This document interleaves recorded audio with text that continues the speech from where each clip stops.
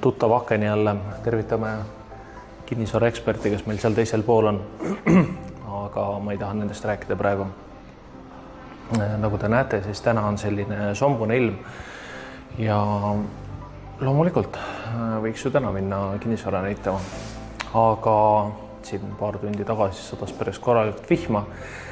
Seega siin selline väikene mõttekoht maakleritele, kinnisvaramüüjatele, üürileandjatele.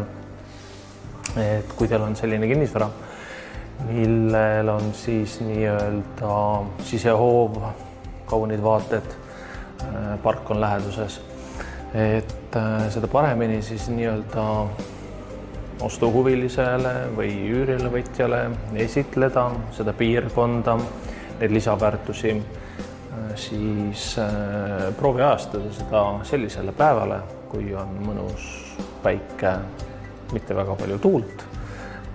Selleks ju kulub ainult paar-kolm minutit, et võtad ilmateate lahti ja vaatad täpselt ära, mis kellast, mis päeval sobib ja siis proovid kliendiga see kohtumine paika panna. Vot, selline pisikene nõuanne järjekordselt, et ma loodan, et teil suvi tuleb kaunis, lubasin järgmisel nädalal kuumalainet, ootame kõik seda rõõmuga, et aitab küll sellest talvisest ja külmast ajast, aga ilusat päeva!